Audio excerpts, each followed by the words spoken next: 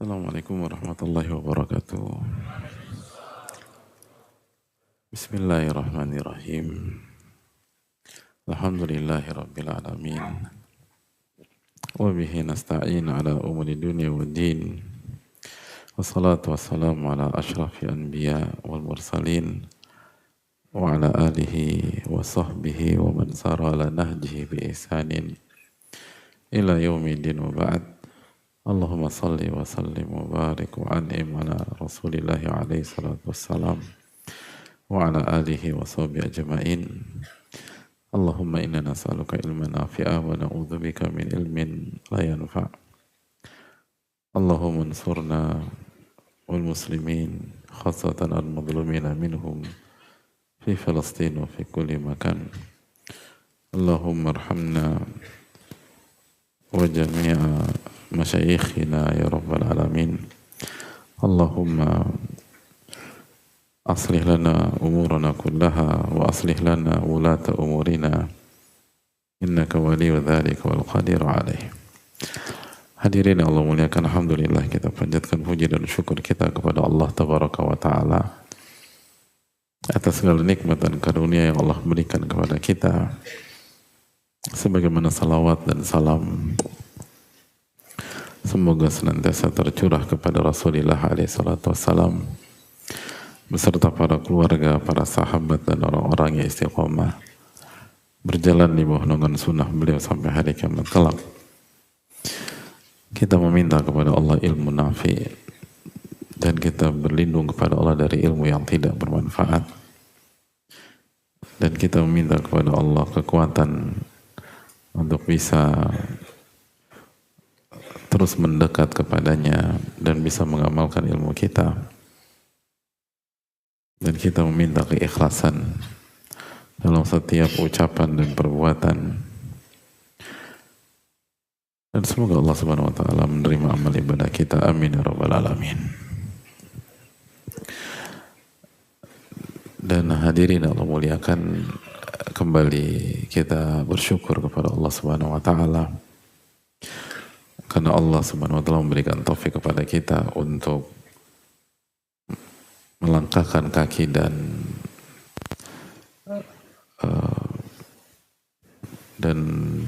duduk bersimpuh di salah satu taman-taman surga. Kata Rasulullah SAW, "Idza marartum bi riyadil jannati farta'u." Apabila kalian melewati taman dari taman-taman surga, maka singgahlah di taman tersebut. Lalu para sahabat bertanya kepada Rasulullah SAW, "Wa ma hiya riyadul jannati ya Rasulullah?" Apa yang dimaksud dengan taman-taman surga, wahai Rasulullah? Dan Nabi SAW menjawab, "Hilaqul dzikr." Halaqah dzikr. Halaqah untuk mengingat Allah Subhanahu wa taala. Majelis-majelis ilmu yang menjelaskan tentang Allah tabaraka wa ta'ala dan apa yang Allah cintai dan apa yang Allah benci. Dan itulah taman surga di dunia sebelum taman surga di akhirat. Itulah kebahagiaan di dunia sebelum kebahagiaan di akhirat. Kita tidak akan bisa bahagia di dunia kecuali dengan itu. Para ulama kita mengatakan, di antaranya disampaikan Ibnu Hazm rahimahullahu ta'ala, bahwa diri ini tidak akan bisa bahagia kecuali punya jiwa yang suka dan mencintai ketaatan dan hal-hal yang mulia. Sebagaimana diri ini akan sengsara ketika kita mencintai dan menyukai hal-hal yang rendah dan kemaksiatan. Itu kaidah bahwa hanya orang yang punya jiwa jiwa besar, mentalitas yang tinggi, sehingga dia menyukai ketaatan dan menyukai hal-hal yang mulia, itu yang bisa bahagia. Sebaliknya orang yang suka dengan hal-hal rendah, hal-hal receh, maksiat yang haram, gak akan bahagia. Makanya orang yang di masyarakat nih hadirin, orang yang suka gibah, suka ngomongin orang, suka fitnah, itu gak mungkin bahagia. Karena Allah mengatakan gibah itu seperti makan bangkai. Dan semua sepakat makan bangkai itu rendah, hina, kerdil. Makanya nggak ada ceritanya orang yang gibah dan fitnah tuh bahagia, enggak. Nggak ada. Coba abis gibah sholat zuhur, khusyuk nggak sholat zuhurnya? Kok tahu? Nah, itu. Tersangka, Masya Allah. Ya nggak juga, suudon juga nggak bahagia hadirin. Jadi kalau kita bilang tersangka kita suudon. Ya kan saya cuma bilang kok tahu. Kan jawabannya keterangan para ulama gitu hadirin. Iya. Kaidah yang dijelaskan para ulama gitu hadirin. Nggak mungkin bahagia. Justru baru mengucapkan hal yang buruk aja udah membuktikan dia nggak bahagia. Makanya nggak ada, sebagaimana nggak ada ceritanya orang yang suka mengeluarkan penghuni tetap kebun binatang Ragunan itu bahagia, hadirin, nggak ada. Orang kalau marah nyebutin nama binatang, nama hewan, semua diabsenin satu-satu, nggak mungkin bahagia orang seperti itu. Kenapa? Karena itu menunjukkan jiwanya suka dengan hal-hal rendah. Jiwanya suka dengan hal-hal yang kecil. Hanya jiwa besar yang berhak mendapatkan kebahagiaan. Makanya hadirin sekalian, orang-orang yang bahagia itu suka dan mencintai Al-Quranul Karim. Suka dan mencintai ilmu, karena Quran itu nggak ada ceritanya Quran itu rendah. Quran itu bukan hanya tinggi, Quran itu atau Allah hanya berfirman dalam Al-Quran tentang hal-hal yang paling tinggi. Allah berfirman dalam surat Al-Isra ayat 9, Inna hadzal Quran yahdi lillati iya aqwam. Sesungguhnya Al-Quran ini memberikan petunjuk kepada sesuatu yang paling tinggi, yang paling baik, yang paling mulia, yang paling atas. Jadi kalau ada yang baik dengan yang terbaik, Al-Quran selalu mengajarkan kita dan mengajak kita memilih yang terbaik. Makanya itulah salah satu penyebabnya kenapa orang yang dekat dengan Al-Quran pasti bahagia. Kenapa? Karena jiwanya suka dengan yang tinggi. Sebaliknya, hanya orang yang jiwanya rendah yang gak dekat dengan Al-Quran dan gak tertarik dengan Al-Quran. Karena itu tadi, Inna hadzal Quran yahdi lillati hiya aqwam. Sesungguhnya Al-Quran itu hanya mengajak ke konsep yang paling tinggi, ke sikap yang paling mulia, ke pola yang paling baik. Gak ada lagi. Oleh karena itu bersyukurlah kepada Allah Tabaraka wa Ta'ala.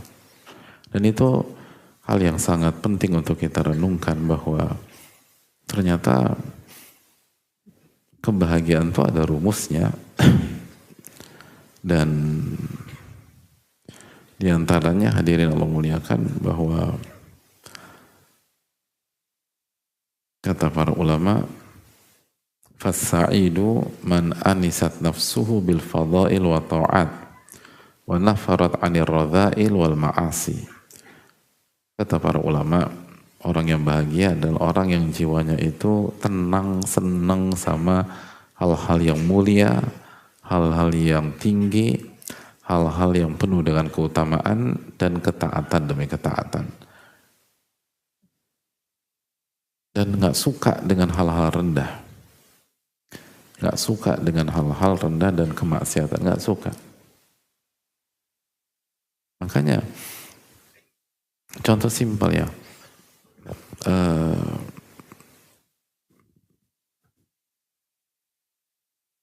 jiwa orang-orang bahagia lihat itu nggak suka dengan malas, tuh nggak suka. Bahkan sebelum dia tahu dalil tentang buruknya sifat pemalas, dia nggak suka dengan kemalasan, nggak suka. Itu clear, karena jiwa itu, kalau jiwa orang-orang berhasil, jiwa orang-orang mulia, dan jiwa orang-orang bahagia, itu selalu suka yang tinggi-tinggi. Nah sebaliknya, wasyaqi man anisat nafsu biradha'il wal ma'asi. Orang yang sengsara, nggak bahagia, itu orang yang seneng sama yang rendah-rendah. Yang hina-hina itu seneng dia. Yang haram-haram itu seneng. Yang maksiat-maksiat seneng dia. Justru dia menghindar dari ketaatan dan hal-hal yang mulia. Ribet lah, jelimet lah, alasannya banyak gitu loh. Itu menunjukkan jiwanya kerdil. Nah orang yang punya jiwa kerdil gak bakalan bahagia. Makanya orang yang punya jiwa kerdil apa? Tertekan, depresi, putus asa, nanti kena mental illness, gitu-gitu. Gitu. Baru gagal sedikit merasa jadi orang paling sengsara sedunia. Lihat Bilal. Bilal orang yang punya jiwa besar. Walaupun gak kaya. Ini bukan kaya atau miskin. Ini tentang jiwa. Bilal itu nggak punya uang hadirin, tapi punya jiwa besar. Jiwa besarnya itulah salah satu sebab Allah memberikan hidayah kepada dirinya. Sehingga mau disiksa kayak apapun bahagia. Bilal mau disiksa kayak apapun dia bahagia. Kenapa? Makanya kenapa? Karena itu tadi. Begitu jiwanya besar, dia jadi senang sama tauhid kepada Allah. Dia mencintai iman. Dan dia gak suka syirik gitu. Dan lihat, kata-katanya gak ada yang kotor. Disiksa, dihabisin. Beliau hanya mengucapkan al-ahadul ahad. Allah yang esa. Allah yang esa. Gak ada caci maki. Gak ada kalimat-kalimat kotor. Gak ada kalimat-kalimat rendah.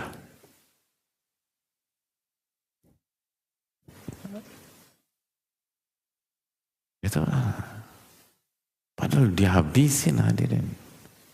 Disiksa. Kita keluar dari masjid, sendal kita hilang, kepancing. Masya Allah. Itu juga padahal sendal jepit. Dikasih, bayangin. Nomornya kebesaran. Itu masih caci maki orang. Baru diuji itu. Bukan berarti tanpa mengurangi rasa hormat kita dengan para sendal jepit ya. Sendal jepit sih selama beli itu halal nggak apa-apa. Tapi kan bukan alasan untuk kita ngamuk-ngamuk gitu loh.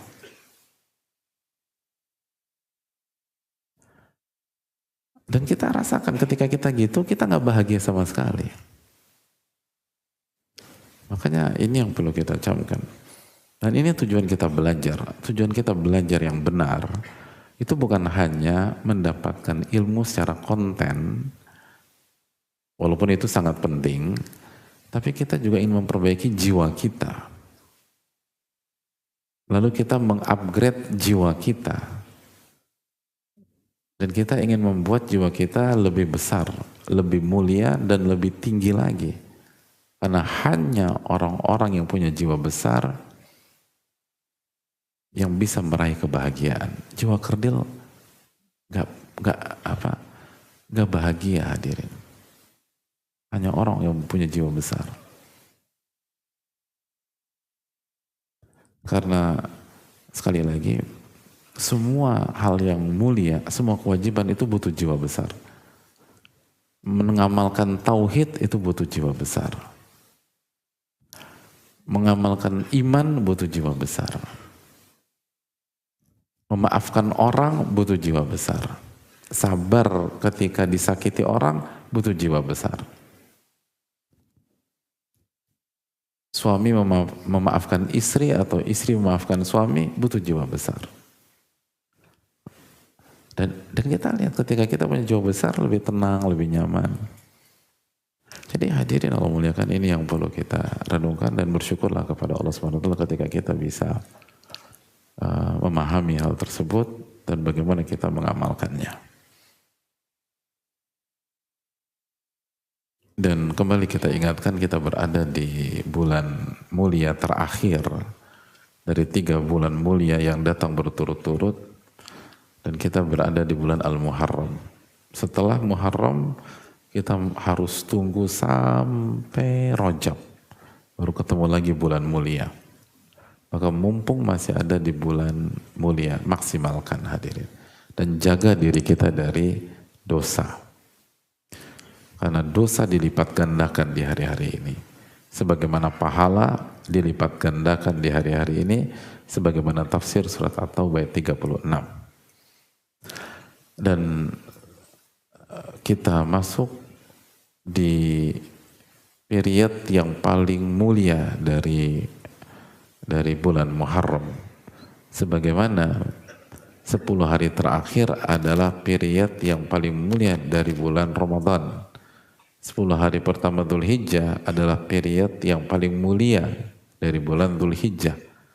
Nah, bicara bulan Al-Muharram, period yang paling mulia adalah 10 hari pertama Al-Muharram. Maka sekali lagi maksimalkan Al-Muharram khususnya di hari-hari ini. Dan semoga Allah memberikan taufik kepada kita untuk bisa memaksimalkannya. Amin ya rabbal alamin. Dan semoga kajian kita pada sore hari ini diberikan pahala dan keberkahan lebih daripada bulan-bulan normal lainnya. Amin ya rabbal alamin.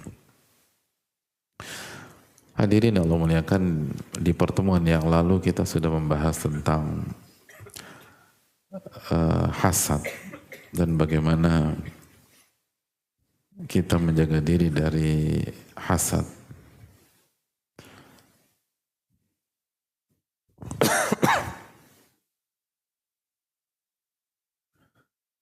Dan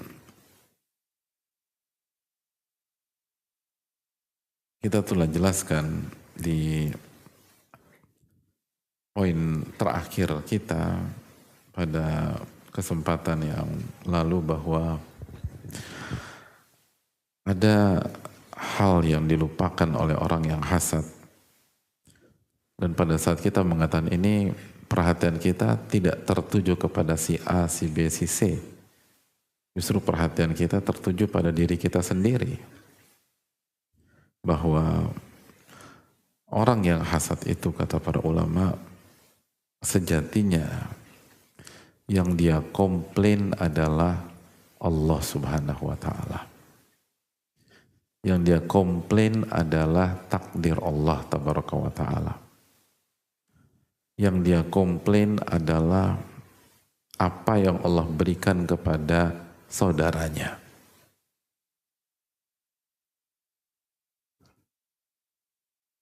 Yang dia komplain, yang dia serang adalah kemahabijaksanaan Allah Subhanahu wa ta'ala.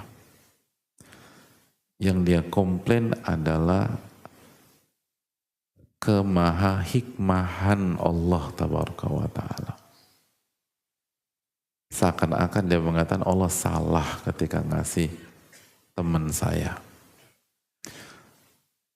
Allah keliru ketika Allah memberikan kenikmatan sama si dia. Jadi kemahasempurnaan Allah itu yang diserang, hadirin. Na'udzubillah. Kemahabenaran Allah itu yang digugat. Allah Al-Haq, yang maha benar. Otomatis kalau Allah memberikan kenikmatan lebih kepada teman kita dibanding diri kita, udah benar atau belum, hadirin? Hah? Udah benar belum?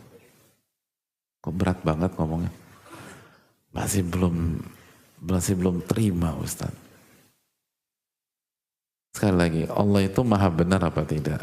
Maha benar. Maha bijak apa tidak? Jadi kalau teman kita tahun ini dikasih jodoh dan kita 13 tahun lagi, loh kok ketawa itu loh? Lah kan kita baru 12 tahun. Gimana sih? Kan tanya dulu umur kita berapa sekarang. Berarti itu udah bener atau belum? Udah bener, udah.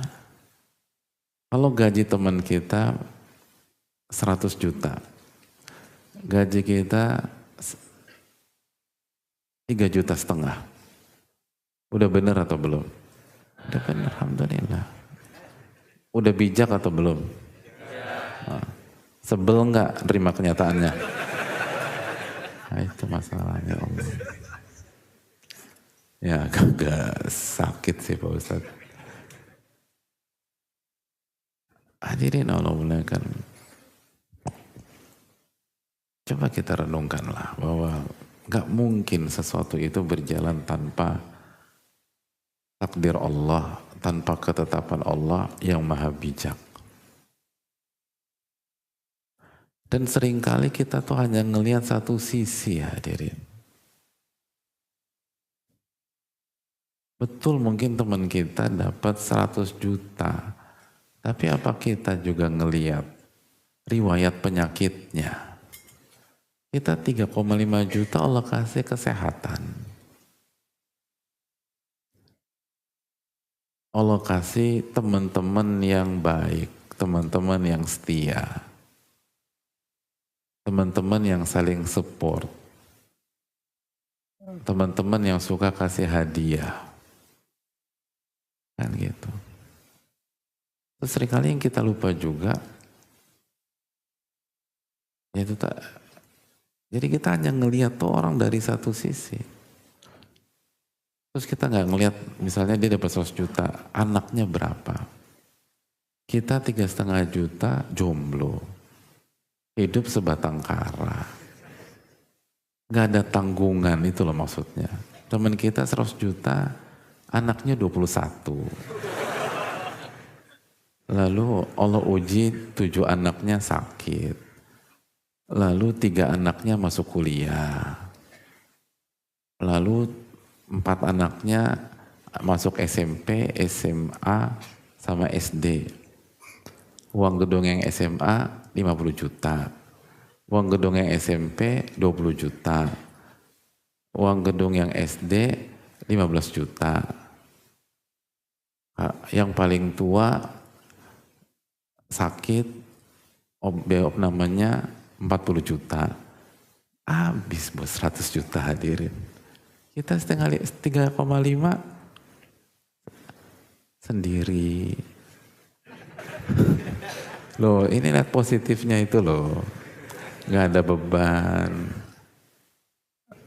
Puasa Nabi Daud. Lalu begitu buka ada aja yang ngasih gitu loh. Oh dapat terus gitu loh.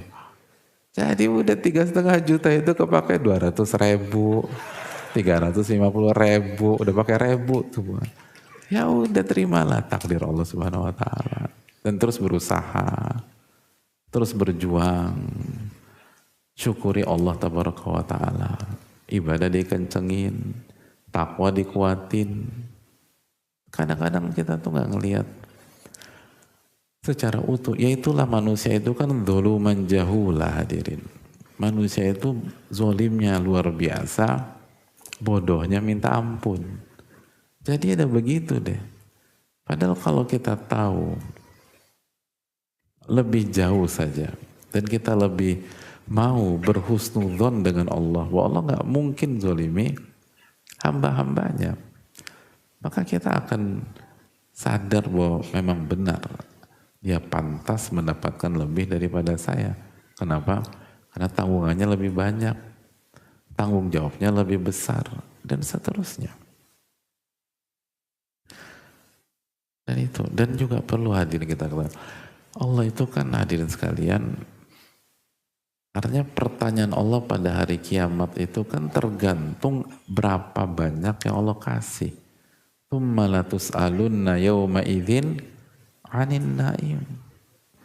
Di hari kiamat itu kalian akan ditanya tentang seluruh nikmat yang Allah berikan. Dalam hadis Tirmidzi, kita akan ditanya wa an malihi min aina iktasaba wa fima anfaqah. Dia akan ditanya tentang hartanya. Dari mana dia dapatkan dan kemana dia alokasikan, infakkan dan gunakan. Dan ketika Allah kasih lebih, Allah menuntut lebih. Dan tanggung jawab akan jauh lebih besar. Jadi kalau kita cuma dikasih, misalnya 3,5 juta per bulan, maka pertanyaan Allah di hari kiamat hanya 3,5 juta per bulan. Enak kan hadirin? Enak gak sih hadirin? Nah. Kenapa kok susah banget bilang enak? Ya Allah. Tapi takut diuji juga kita ya. Bilang enak kena nanti dapat. Ya kita minta yang terbaik lah hadirin sekalian. Tapi itu tadi semua ada konsekuensi. Semua ada konsekuensi. Dan gak akan begitu saja. Makanya kan sekali lagi hadirin Allah muliakan, ketika Allah berbicara tentang ini kan Allah mengatakan ayah sabul insanu an yutroka sudah. Apakah manusia berpikir mereka akan ditinggalkan begitu saja, gak ditanya, gak diminta pertanggungjawaban? Gak ada. Kita akan ditanya. Makanya kan untuk apa kita sibuk ngiri sama orang, apalagi hasad sama orang? Kita aja kalau nggak bertakwa, kalau nggak fokus kepada diri kita, kita akan kerepotan di hari kiamat menjawab pertanyaan-pertanyaan Allah tentang nikmat-nikmat yang Allah kasih kepada kita sampai hari ini. Dan bisa jadi kita nggak bisa jawab. Coba deh kita misal buat simulasi gitu ya. Kalau Allah hisab kita hari ini, bisa nggak kita jawab itu nikmat-nikmat yang Allah kasih minimum dari hari pertama kita balik lah gitu. Ini dipakai buat apa, dipakai buat apa, dipakai buat apa, dipakai buat apa. Kemungkinan kita nggak bisa jawab. Lalu buat apa kita ngiri, pengen punya seperti orang, pengen ini lagi, pengen itu lagi. Lalu buat apa kita hasad sama orang? Buat apa kita hasad sama orang? Apalagi kenikmatan-kenikmatan itu seringnya tuh duniawi. Seringnya duniawi. Yang artinya kita melanggar lagi perintah atau larangan Allah Subhanahu wa Ta'ala. Apalagi yang dikasih pun juga gak beriman sama Allah atau gak gunakan untuk ketaatan kepada Allah, jadi gak ada alasan kita ngiri apalagi hasad sama dia.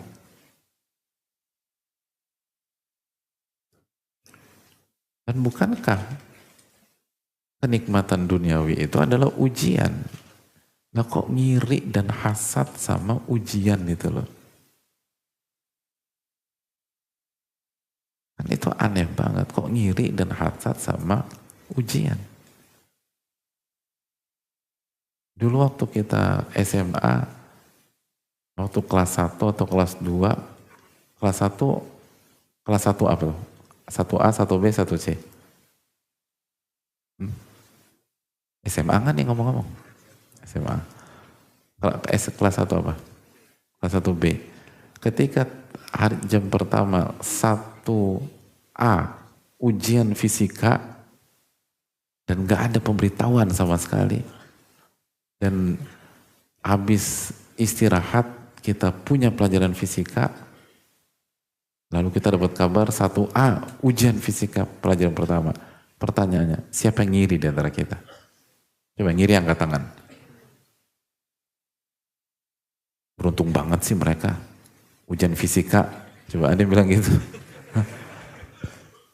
Nggak bener nih, harusnya kita pertama kali ujian fisika. Bukan mereka. Aku mau demo sama Bu Guru. Ada yang bilang begitu? Gak ada. Siapa yang ngiri sama ujian hadirin? Apalagi ujiannya berat. Bahkan kita berharap ketika kelas 1A ujian fisika, pas istirahat kita ujiannya batal. Terserah tuh guru mau sakit perut kayak, mau anaknya sakit kayak, yang penting ujiannya batal. Sehingga si 1A dapat ujian dan kita tidak dapat ujian. Betul nggak nih hadirin? Oke. Kalau benar, maka apa kata Allah Subhanahu wa taala dalam surat At-Taghabun ayat 15? Innama amwalukum wa auladukum fitnah. Wallahu indahu ajrun azim. Sesungguhnya harta kalian, anak-anak kalian adalah ujian. Dan Allah lah indahu ajrun azim. Di sisinya lah karunia yang sangat besar. Iya.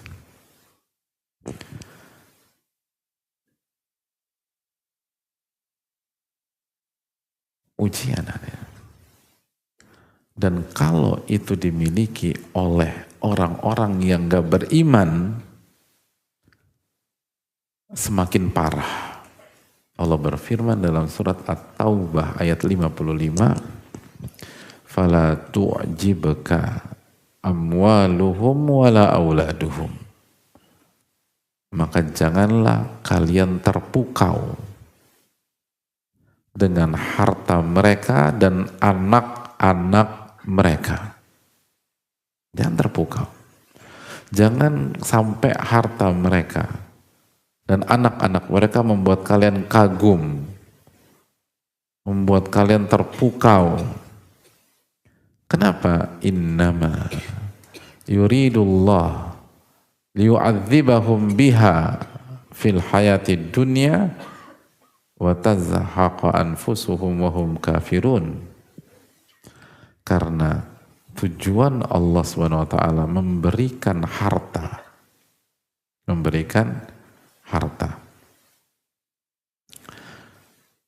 Memberikan anak-anak yang lucu-lucu, yang pinter-pinter, yang jenius-jenius. Tujuan Allah memberikan hal tersebut di saat mereka gak dekat sama Allah, gak beriman kepada Allah, penuh dengan dosa dan kemaksiatan kepada Allah, tapi mereka tetap dikasih itu semua.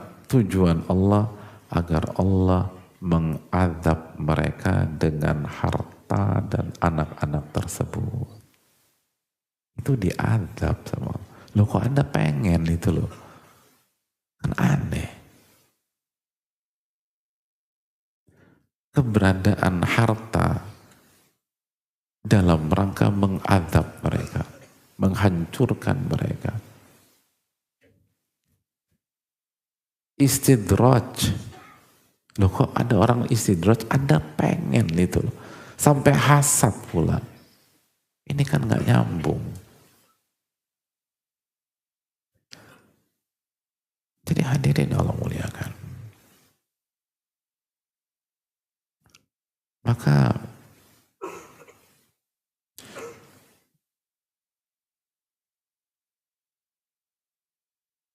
sekali lagi, Allah ingin menyiksa mereka di dunia dan Allah ingin menyiksa mereka di akhirat. Itu tujuan Allah, kasih terus, dikasih lagi. Dan semakin dikasih semakin tersiksa. Semakin dikasih, semakin gak bahagia. Semakin dikasih, semakin galau. Semakin dikasih, semakin berantakan keluarganya. Semakin dikasih, semakin gersang. Semakin dikasih, semakin gak harmonis dengan istri atau dengan suami. Semakin dikasih, semakin jauh jarak antara sang ayah dan anak-anak. Semakin dikasih, anak-anak semakin kehilangan ayah mereka. Semakin dikasih, anak-anak semakin salah pergaulannya. Karena punya fulus, anak pergaulan sama macam-macam. Semakin dikasih, semakin hancur hadirin. Dan itu kita lihat sendiri di banyak kasus. Maka Allah katakan jangan kagum, jangan. Makanya nggak ada ceritanya orang punya banyak harta dunia jauh dari Allah, lalu dia klaim saya bahagia, hidup saya tenang. Hadirin, kalau ada orang seperti itu, mengklaim seperti itu, berarti opsinya cuma dua. Allah salah di dalam surat At-Taubah ayat 55 atau dia bohong. Itu aja opsinya. Ya gak sih? Cuma opsinya gini, Allah salah atau dia bohong gitu. Allah mengatakan jangan kagum sama mereka. Itu Allah kasih liyu'adzibahum biha fil hayati dunia. Agar mereka tersiksa dengan harta-harta tersebut. Dia bilang bahagia, cuman ada satu yang jujur. Lalu mungkin kalau Allah bohong? Gak mungkin. Mungkin kalau Allah salah? Mustahil. Tapi yang jadi masalah, kita gak baca kitab suci kita. Kita gak mentadaburi keterangan para ulama. Lalu ada klaim. Dan kita anggap dia sukses secara duniawi. Percaya kita. Padahal Allah sudah mengatakan, bukan begitu. Oleh karena itu hadirin Allah muliakan. Jangan kagum apalagi hasad. Dan sekali lagi Allah yang maha tahu hadirin. Allah yang maha tahu.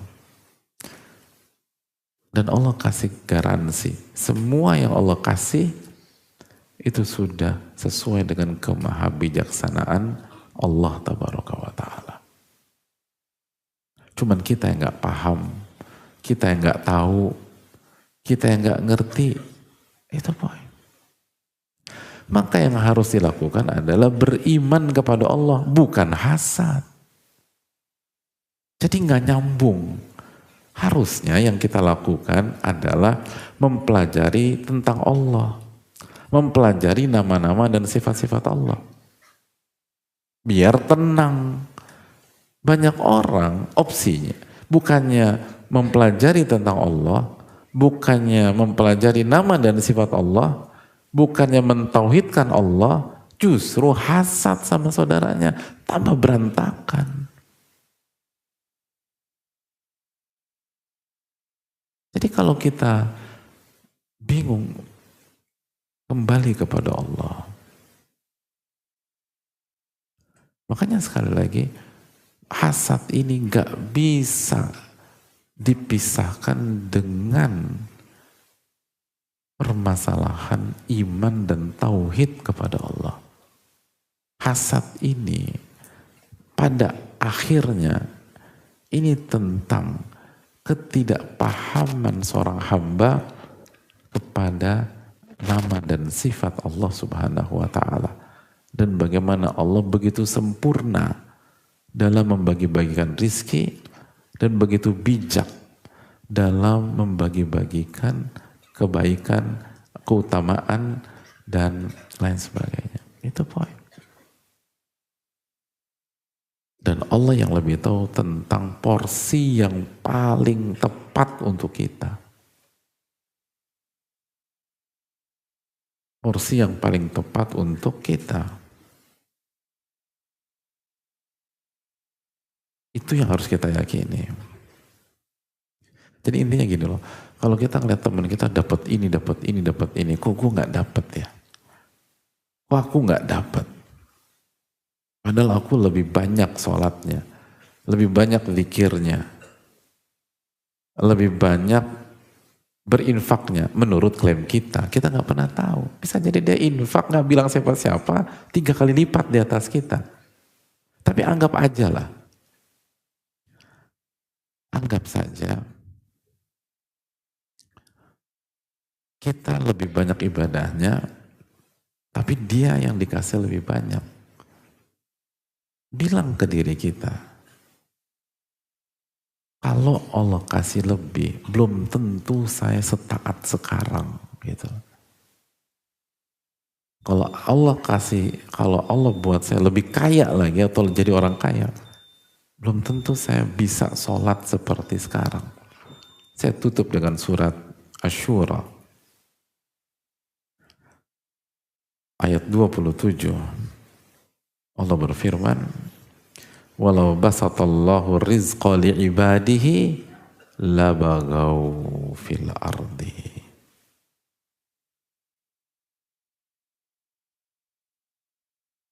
Labagaw fil ardi. Kalau Allah lapangkan rizkinya untuk hamba-hambanya tersebut, maka hamba-hambanya tersebut akan melampaui batas di atas permukaan bumi.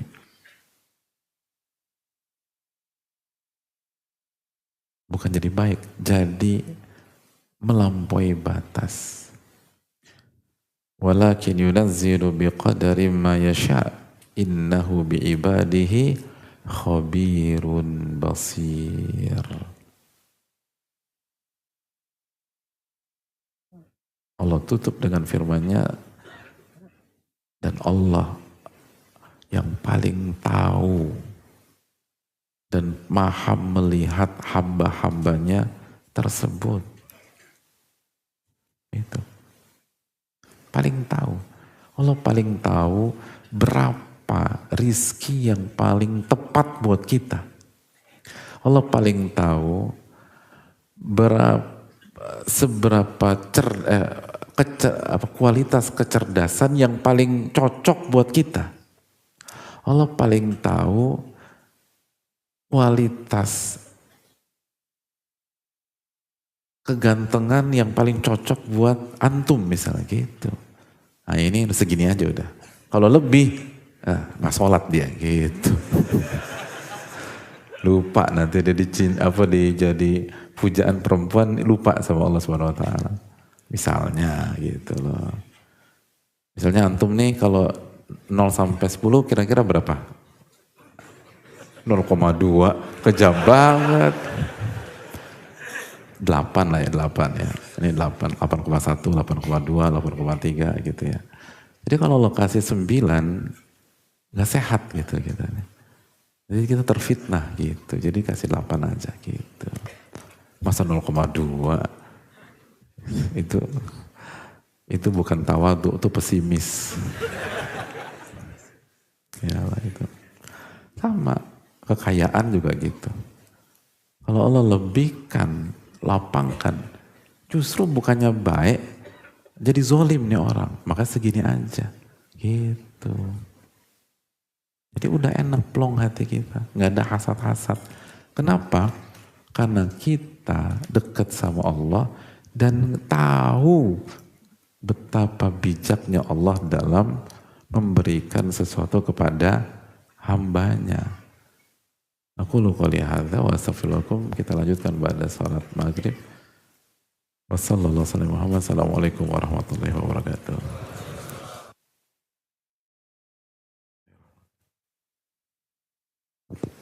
Assalamualaikum warahmatullahi wabarakatuh.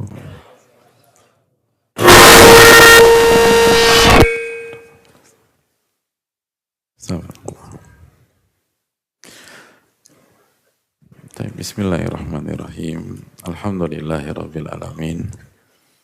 Wa bihi nasta'in ala umuri dunya waddin. Wassalatu wassalamu ala asyrafil anbiya wal mursalin wa ala alihi wa sahbihi wa man sara ala nahjihi bi ihsanin ila yaumidin wa ba'd. Kita lanjutkan sedikit lalu kita buka sesi tanya jawab.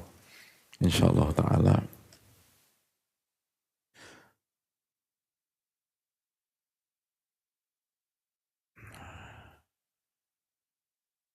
Hadirin Allah muliakan bahwa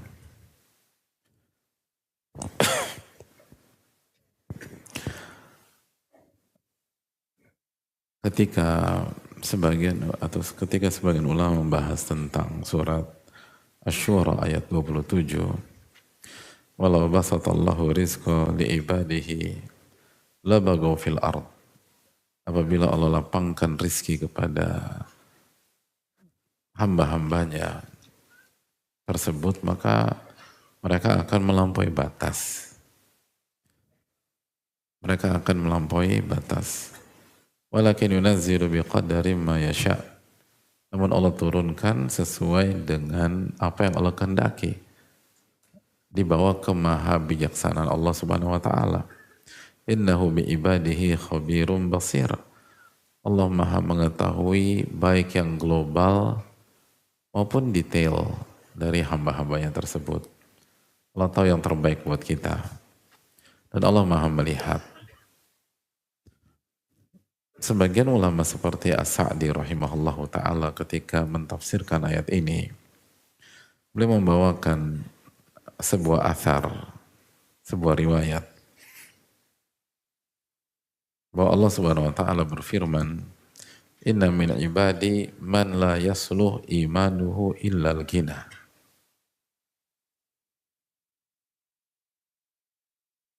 Ada di antara hamba-hambaku yang imannya tidak akan baik kecuali dalam kondisi berkecukupan. Dalam kondisi berkecukupan. Dalam kondisi kaya. Kalau dia nggak berkecukupan, kalau dia nggak kaya, imannya nggak baik. Imannya baru baik kalau dalam kondisi berkecukupan.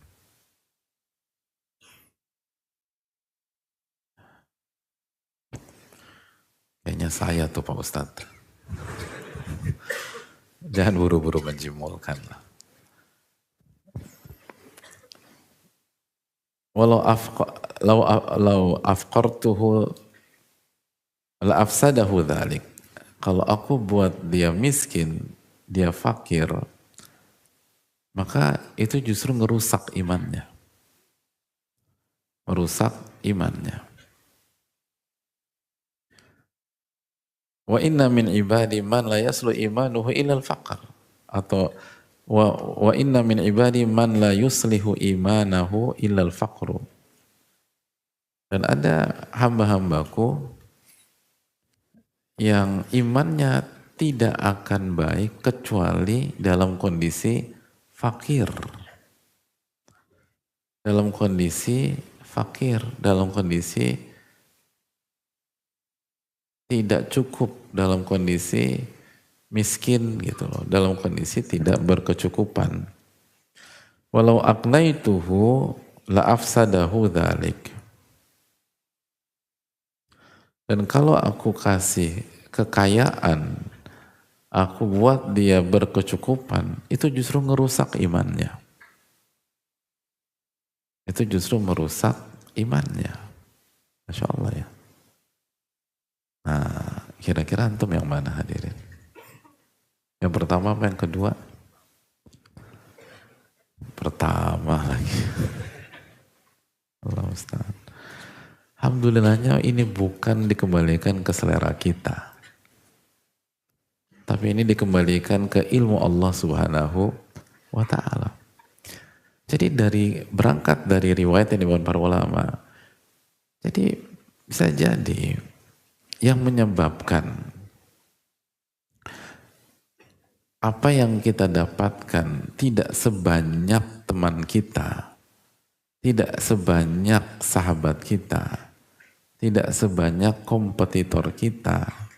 Padahal kita merasa sudah melakukan semuanya, sudah memberikan yang terbaik, sudah berjuang, sudah jungkir balik. Tapi kok hasilnya segini-gini aja, terus kita lihat secara sekilas teman kita itu dapat banyak, dan semakin nyesek ketika kita merasa usaha dia nggak sekeras usaha kita, upaya dia nggak sebesar upaya kita, lalu kita nyesek. Nah, di balik nyesek kita atau sebelum kita nyesek gitu ya, sudahkah kita berpikir bahwa Allah kasih seperti itu karena Allah tahu yang terbaik buat iman kita. Jadi itu belum tentu Allah lebih sayang dia dibanding kita. Tapi justru karena Allah menyayangi kita dan mencintai kita. Dan Allah tahu kalau kita dikasih lebih, itu overdosis buat kita. Dan justru merusak iman kita dan merusak ketaatan kita kepada Allah.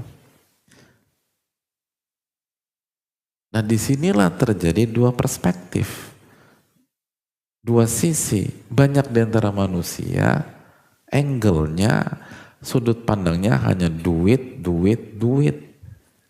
Tahta, tahta, dan tahta.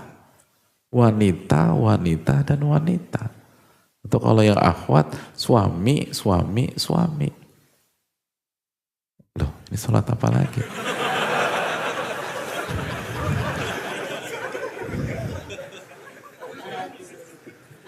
Kita tadi kecepatan, enggak? Tadi sholat apa? Hah? Apa? Ba'diyah. Saya baru tahu Ba'diyah ada adzan. Tapi ya nggak apa-apa lah. Bukan Ba'diyah. Ya namanya juga itu. Hadirin Allah muliakan. Jadi ketika kita menilai sesuatu dengan sudut pandang duniawi, Allah Subhanahu wa taala memberikan kita dari angle iman. Nah, itu beda. Dari angle iman. Akhirnya nggak nyambung. Salah siapa? Ya salah kita, hadirin. Siapa yang ngajarin kita selalu menilai dengan sudut pandang uang, sudut pandang jabatan, sudut pandang popularitas, sudut pandang status, sudut pandang kecantikan atau ketampanan. Allah sudah berfirman, inna akramakum indallahi atqakum. Sesungguhnya yang paling mulia di sisi Allah dari kalian adalah yang paling bertakwa. Parameternya bukan siapa yang paling cerdas, tapi siapa yang paling bertakwa. Parameternya bukan siapa yang paling tampan atau paling cantik, tapi siapa yang bertakwa. Parameternya siapa yang paling kaya, siapa yang paling banyak proyek, dan siapa yang paling tinggi posisinya. Bukan itu, tapi siapa yang bertakwa. Dan ternyata kaya atau miskin berangkat dari riwayat di atas, dan riwayat ini bukan As-Sa'di rahimahullah, itu menggunakan angle iman itu tadi. Jadi bayangkan, Allah kasih yang terbaik buat iman kita, kita balas dengan buruk sangka kepada Allah. Na'udzubillah, thumma na'udzubillah. Itu yang membuat orang yang hasad secara khusus dan orang yang su'udzon secara umum sengsara, hadirin. Sengsara. Kenapa demikian? Karena itu yang Allah sudah jelaskan di awal-awal surat Al-Fatah. Apa kata Allah Subhanahu wa taala? Wa yu'adzibal munafiqin wal munafiqat wal musyrikin wal musyrikat adh-dhannina billahi dhannas saw. Allah akan mengadab orang munafik, baik laki-laki maupun perempuan. Orang musyrik, baik laki-laki maupun perempuan. Apa karakter mereka, apa sifat mereka? Buruk sangka kepada Allah. Adzannina billahi dhanna saw. Mereka buruk sangka. Alaihim dairatus saw. Maka mereka akan berputar dengan segala keburukan demi keburukan. Wa ghadiballahu alaihim. Allah murka kepada mereka. Wa la'anahum. Allah laknat mereka. Wa addalahum jahannam. Allah persiapkan neraka jahannam. Wa sa'at masira. Dan itulah seburuk-buruk tempat kembali. Ini akar masalah. Ini akar masalah. Dari hasad itu, su'udon, buruk sangka kepada Allah. Dan yang semakin tragis, Allah berikan kita yang terbaik, lalu kita responnya dengan buruk sangka. Harusnya kan kita merespon dengan bersyukur. Tapi alih-alih bersyukur, kita buruk sangka dan kita jatuh ke dalam hasad. Jadi hadirin Allah muliakan, makanya kan Abdullah bin Mas'ud pernah menyampaikan, la tu'adu ni'amallah. Janganlah kalian memusuhi nikmat-nikmat Allah. Jangan memusuhi nikmat-nikmat Allah. Bingung orang jamaah. Emangnya ada orang yang memusuhi nikmat-nikmat Allah? Ditanyakan. Wa man yu'adi ni'amallah. Man la tu'adu ni'amallah. Jangan kalian musuhi nikmat-nikmat Allah. Tanya, siapa yang memusuhi nikmat-nikmat Allah? Beliau menyampaikan, yang memusuhi nikmat-nikmat Allah, alladzina yahsuduna an-nas ala ma atahumullahu min fadlih. Mereka adalah orang-orang yang hasad kepada manusia atas nikmat yang Allah berikan kepada mereka. Jadi orang-orang yang hasad itu menyerang Allah tabaraka wa ta'ala, dan itu sebuah kekonyolan yang sangat fatal. Allah kok diserang, hadirin? Gak mungkin menang lah. Itu poin.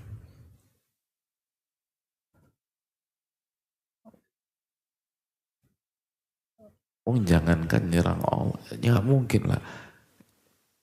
Nyerang sama manusia, sesama manusia aja, ulama mengatakan kan ulama bilang apa? Kalau rumahmu dari kaca, rumah dari kaca nih, siapa rumahnya dari kaca? Berarti tinggalnya di Dufan tuh Pak Ustadz. Ya enggak juga. Jangan pernah nimpuk rumah orang dengan batu, gitu kata para ulama.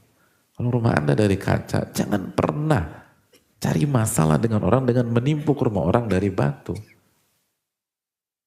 Ngerti nggak hadirin? Apa maksudnya? Nanti dia bales. Kalau dia balas, dia timpuk, rumah Anda dari kaca, pecah.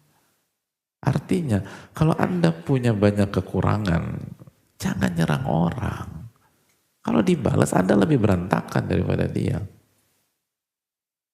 Itu orang sama orang. Nah, gimana akibat dari orang yang hasad? Yang dia serang bukan orang ini. Yang dia serang adalah nikmat-nikmat Allah. Yang dia serang adalah kemahabijaksanaan Allah, kemahabaikan Allah, kemahabenaran Allah. Itu yang dia serang. Dan dari sini kita bisa mengerti bahwa ketika para ulama mengatakan jangan pernah menyerang nikmat Allah, dan yang dimaksud adalah orang yang hasad, berarti kita bisa buat kesimpulan sederhana bahwa orang yang hasad itu menyerang Allah menyerang nikmat Allah Subhanahu wa taala yang Allah berikan kepada manusia atau yang Allah berikan kepada temannya atau yang Allah berikan kepada kakaknya atau adiknya atau temannya atau saudaranya atau saudarinya, itu satu, dan yang Allah berikan kepada dia si penghasad. Karena tadi kita udah bahas bahwa ada manusia yang imannya tidak akan baik kecuali dengan kekayaan. Dan ada manusia yang imannya tidak akan baik kecuali dengan kefakiran. Dan kembangkan maknanya, ada orang yang imannya tidak akan baik kecuali dia berada di kelas menengah misalnya. Kalau dibuat kayak berantakan. Ada orang imannya tidak akan baik kecuali di posisi tertentu. Kalau dia dinaikkan, dia berantakan. Orang yang ngehasad itu nyerang dari sisi itu juga. Jadi dia nyerang nikmat Allah kepada manusia dan nikmat Allah kepada diri dia, berantakan. Jadi dua penyerangan sekaligus tanpa dia sadari. Atau dia mungkin sadar lebih parah lagi. Dan mayoritas gak sadar bahwa dengan dia hasad berarti dia menyerang Allah dari dua sisi. Aduh, itu mah misi bunuh diri ya dede. Karena dia suudzon, buruk sangka kepada Allah dari dua sisi. Kenapa dia mendapatkan itu? Kenapa saya tidak mendapatkannya? Kan secara umum orang hasad demikian. Dia tidak pantas mendapatkan hal tersebut, sedangkan saya lebih pantas atau saya yang berhak mendapatkan itu. Siapa kita hadirin? Jadi kita menyerang nikmat Allah dari dua sisi. Sisi orang tersebut dan sisi kita. Padahal Allah udah kasih yang terbaik, kita tetap melawan. Allah udah kasih yang terbaik buat kita, kita menolak. Allah udah kasih yang terbaik buat kita nyerang, kita komplain, kita marah. Makanya alaihim dairatus sau, Allah buat mereka berantakan hidupnya. Itu masalahnya diri. Dan kalau begitu apa solusinya? Solusinya kembali kepada Allah dan kembali mentauhidkan Allah dan kembali mengimani nama dan sifat Allah. Lalu setelah mengimani nama-nama dan sifat Allah, kita beribadah dan bertakarrub kepada Allah Subhanahu wa taala. Yang dibangun di atas keyakinan itu. Kita beribadah dengan ibadah yang bernama qanaah, merasa cukup. Kita beribadah kepada Allah. Jadi setelah kita beriman bahwa Allah maha bijaksana, pasti tepat. Allah maha baik sama saya. Allah maha tahu Allah maha tahu apa yang saya butuhkan. Allah maha tahu berapa rizki yang paling cocok buat iman saya.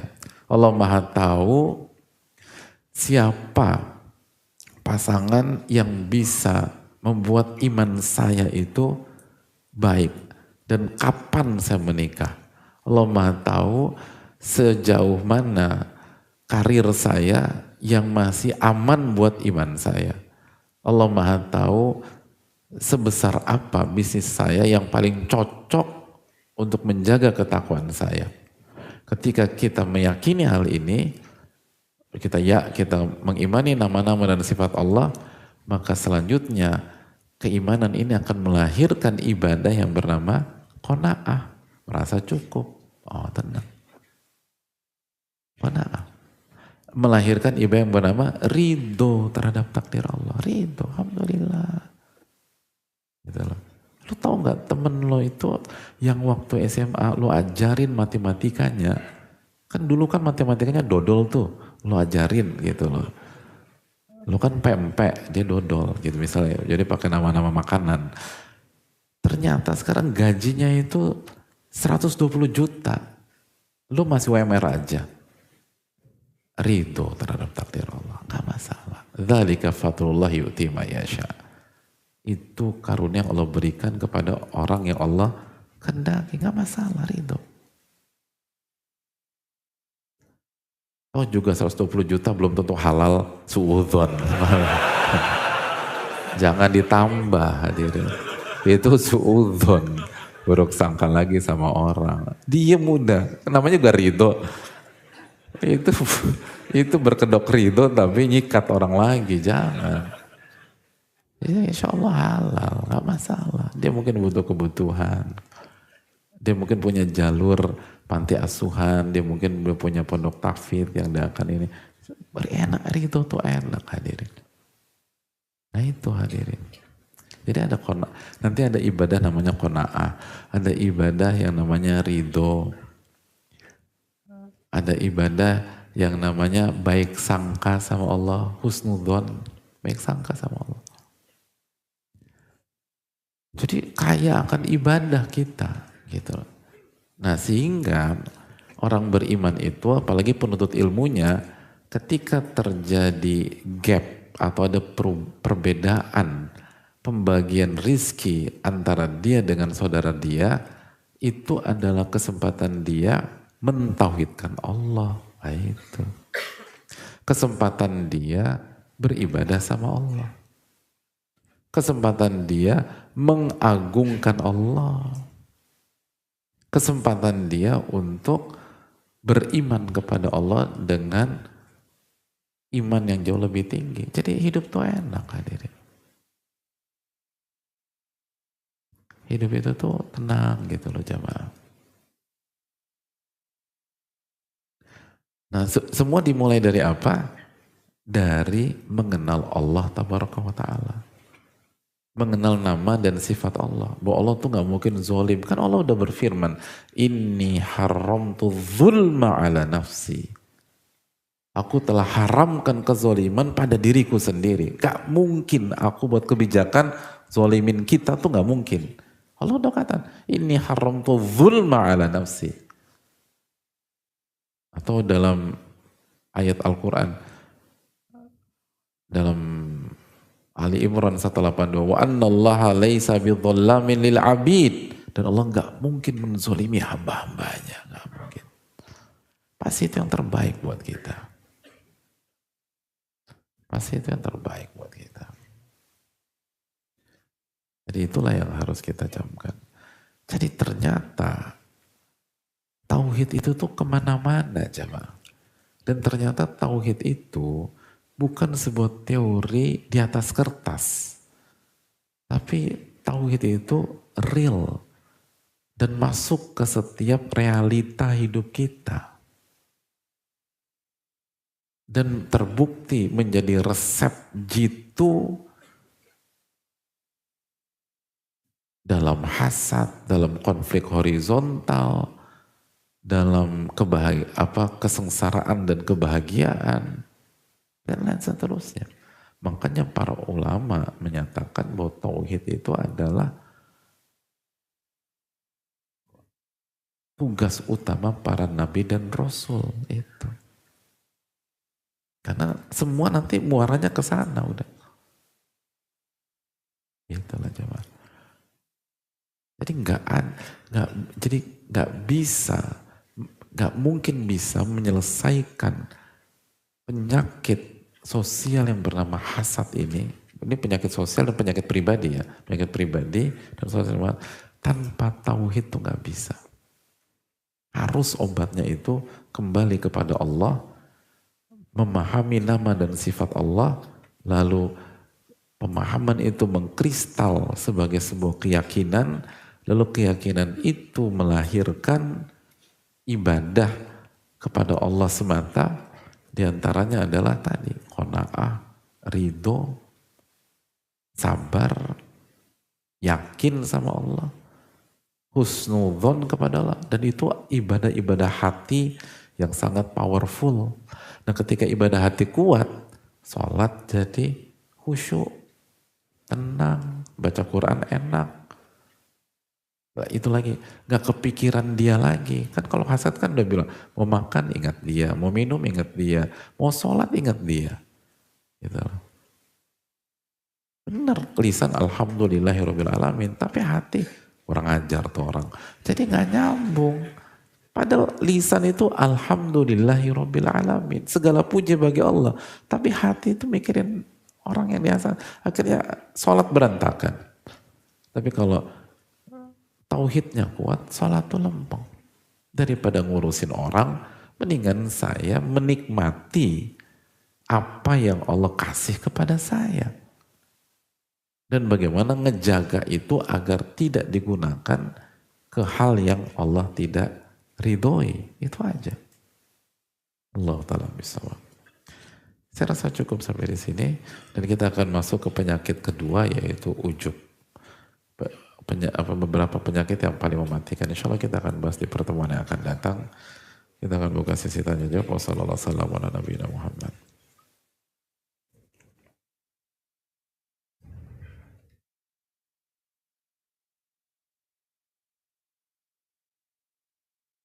Assalamualaikum warahmatullahi wabarakatuh. Ya Ustadz, ahsanallah ilaikum wal muslimin. Amin wa iyyakum.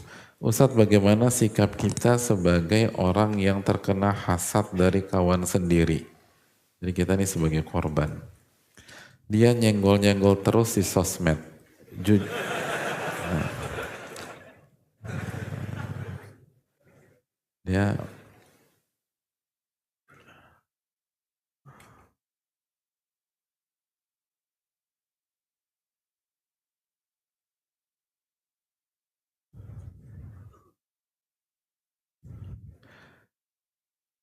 baik. Dia nyenggol-nyenggol terus di sosmed. Jujur li, Ana sudah gondok banget, tapi ya sudahlah. Gini jamaah, yang pertama penyakit gondok itu karena kekurangan yodium, bukan karena dihasati orang. Itu yang pertama. Jadi kalau itu perbanyak yodium, perbanyak buah dan lain-lain. Jadi nggak ada hubungannya. Yang kedua, jamaah sekalian yang Allah muliakan, bawang putih juga bagus. Bawang putih. Itu poin. Yang berikutnya, jamaah yang Allah muliakan, bahwa kemarin sudah kita bahas cara yang paling efektif menyikapi ini lagi-lagi dengan tauhid itu loh. Emang nggak mudah, terus terang nggak mudah. Dan yang berbicara, yang menjawab detik ini nggak lebih baik daripada yang mendengarkannya. Tapi inilah PR kita bersama. Solusinya adalah memperkuat kedekatan kita dengan Allah dan kembali kepada Allah dan mentauhidkan Allah Subhanahu wa Ta'ala.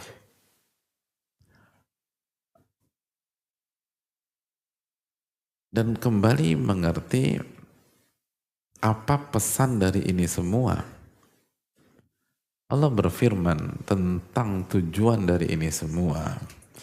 Dalam surat Al-Furqan ayat 20, Allah katakan, وَجَعَلْنَا بَعْضَكُمْ لِبَعْضٍ فِتْنَةً أَتَصْبِرُونَ وَكَانَ رَبُّكَ بَصِيرًا. Dan kami jadikan interaksi di antara kalian sebagai ujian. Jadi ketika ada orang yang hasad kepada hadirin atau kepada kita, itu pesannya ujian atas birun. Anda sabar nggak ngadepin dia. Itu ujian kesabaran. Ujian kesabaran atas birun. Jadi jangan sampai kita nggak tahu pesannya. Jadi yang bahaya itu adalah ketika kita salah dalam membaca pesan. Jadi missing the message itu bahaya. Nah pesannya sebagaimana firman Allah, atas birun. Anda sabar nggak ngadepin itu?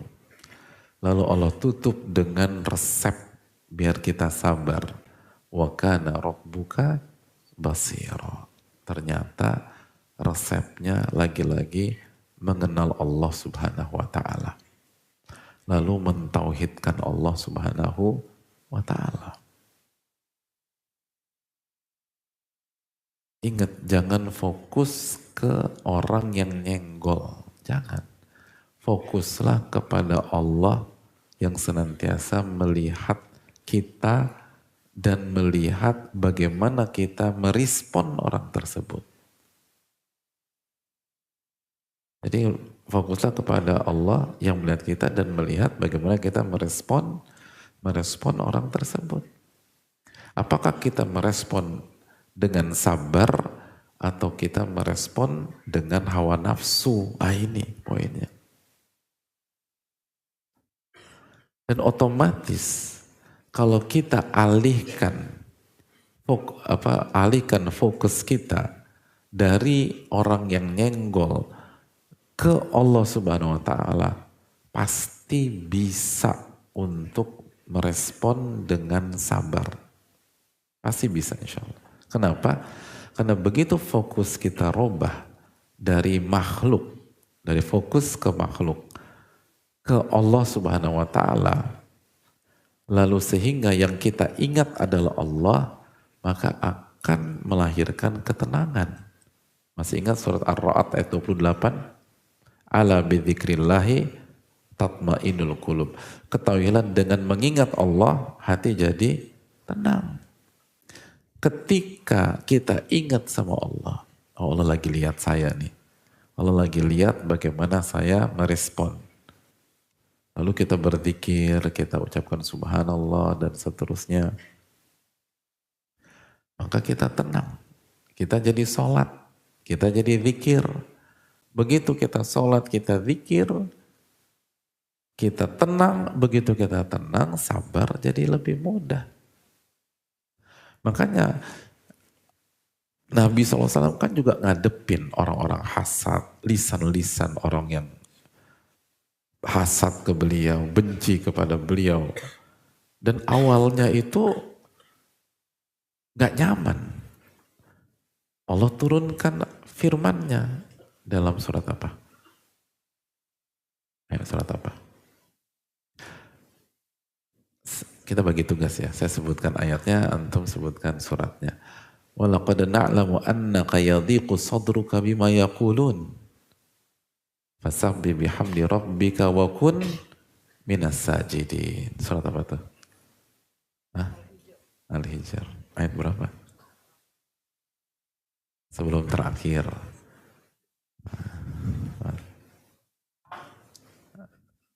Kasih dua karena dua pertanyaan. 1,5 tapi jawaban kedua salah. Tapi gak apa-apa, gak ada setengah. Allah mengatakan, walaqad na'lamu annaka yadhiqu sadruka bima yaqulun.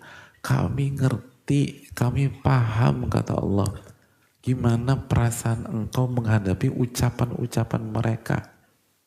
Sama. Allah ngerti, Allah tahu gimana perasaan kita ketika disenggol-senggol begitu. Sampai mempengaruhi perasaan kita. Lalu Allah kasih solusi. Fasabbih bihamdi rabbika. Bertasbihlah. Ingat sama Allah. Suruh zikir kita. Suruh ingat sama Allah. Bukan disuruh ngejawab. Jawab aja, sikat. Enggak, bukan begitu.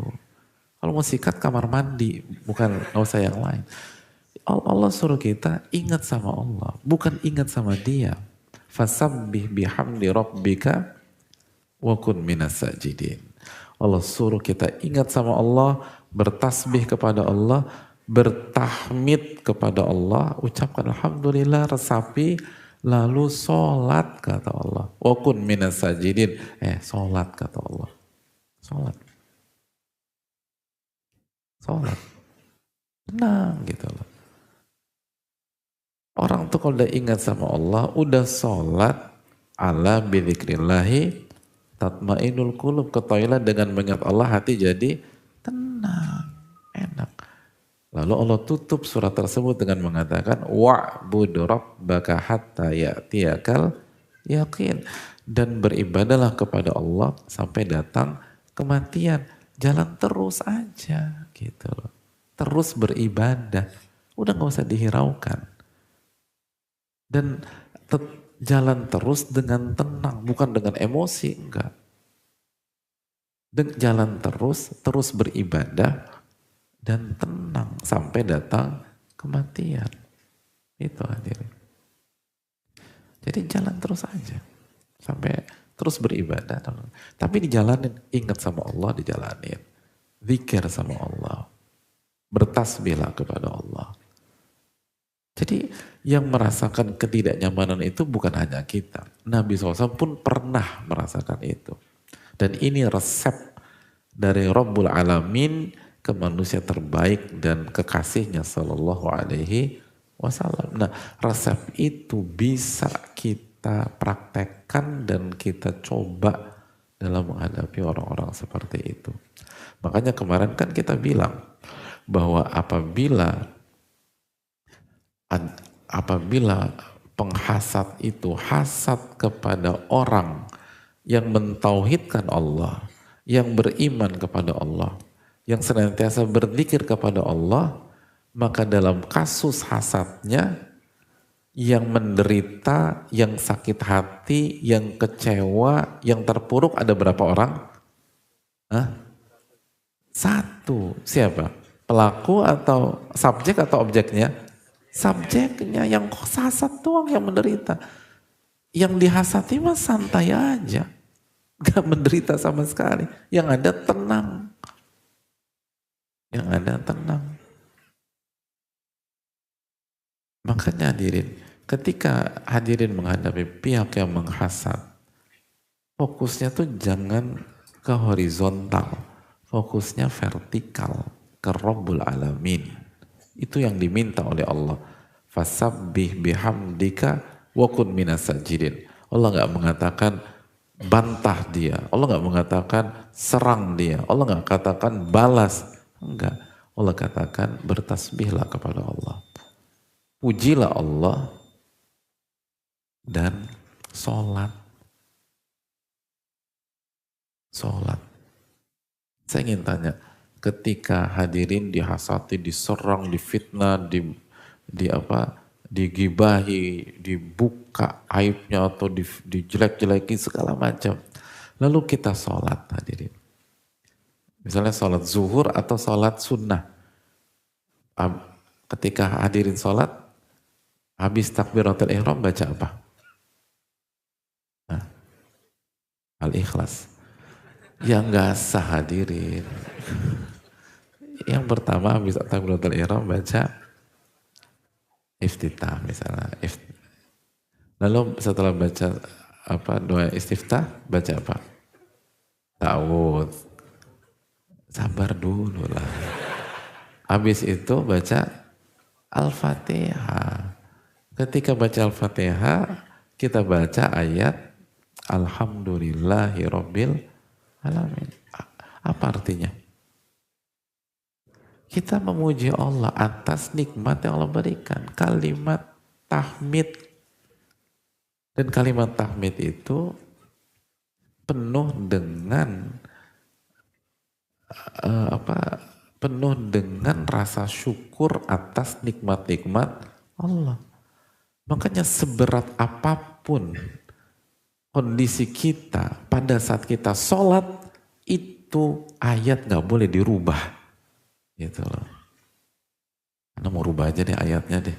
Jadi ayat tentang penderitaan, ayat tentang sabar. Gak boleh. Seberat apapun masalah hidup kita, sholat selalu ada dalam hari-hari tersebut. Bukan hanya sekali. 5 kali minimum yang wajib. Belum sholat-sholat sunnah. Dan setiap sholat kita diajak kembali merenung sama Allah. Tolong dong. Jangan hanya lihat dari satu sisi keterpurukan Anda. Lihat dari banyak sisi. Nikmat-nikmat Allah yang Allah berikan kepada Anda. Maka tidak ada kalimat yang lebih pantas untuk diucapkan kecuali Alhamdulillahirabbil alamin. Dan ketika masalah kita berat sekali, orang nyerang kita misalnya difitnah, digibahi segala macam, setelah Alhamdulillah kita baca ayat apa? Loh kok lupa itu loh.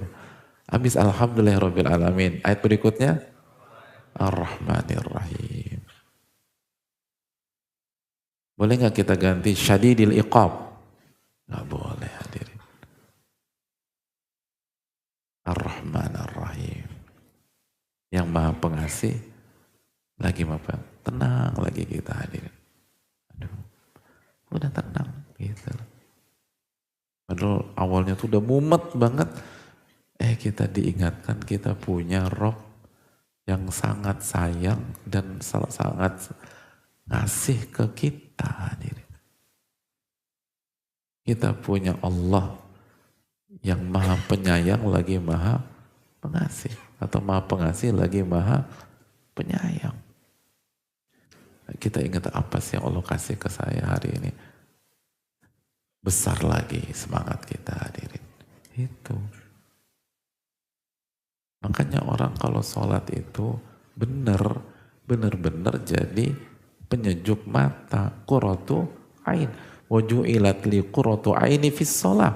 Nabi SAW mengatakan, dan Allah jadikan penyejuk mataku pada saat aku sholat hadirin. Karena ngerti apa yang dibaca. Itu yang harus kita sampaikan. Allah Ta'ala. Sudah masuk waktu sholat. Dan terakhir saya ingatkan juga buat jemaah sekalian bahwa kita akan masuki tanggal 9, tanggal 10 Al-Muharram. Dan kita tahu ada puasa Asyura. Dan puasa Asyura dalam hadis Nabi SAW, apa keutamanya hadirin? Menghapuskan dosa selama 1 tahun. Gitu. Dan insya Allah jatuh hari apa tuh? Hari Selasa. Selasa ya? Insya Allah Selasa. Dan kalau bisa puasa juga di hari tanggal 9, upayakan puasa tanggal 9. Karena itu keinginan Rasulullah SAW yang tidak terwujud karena beliau keburu meninggal dunia Sallallahu Alaihi Wasallam, dan beliau menyampaikan kalau aku diberikan usia atau saya masih hidup tahun depan, masa saya akan berpuasa tanggal 9, tapi beliau wafat sebelum masuk Al-Muharram tahun depan. Dan ini menunjukkan bahwa marilah kita wujudkan keinginan Rasulullah Sallallahu Alaihi Wasallam dengan berpuasa tanggal 9 dan tanggal 10. Dan pada dasarnya bulan ini adalah bulan memperbanyak puasa sunnah bagi yang mampu. Jadi semakin banyak hari-hari yang kita isi dengan puasa, maka semakin afdol. Dan kalau kita nggak mampu atau nggak bisa, kasih makan ke orang yang berbuka biar kita dapat pahalanya. Semoga Allah memberikan taufik kepada kita dan semoga Allah terima amal ibadah kita. Semoga Allah merahmati kita dan guru-guru kita dan para ulama, dan semoga Allah SWT memberikan kita ilmu nafi' dan melindungi kita dari ilmu yang tidak bermanfaat. Subhanallah, la ilaha illa anta, astaghfiruka wa atubu ilaik. Assalamualaikum warahmatullahi wabarakatuh.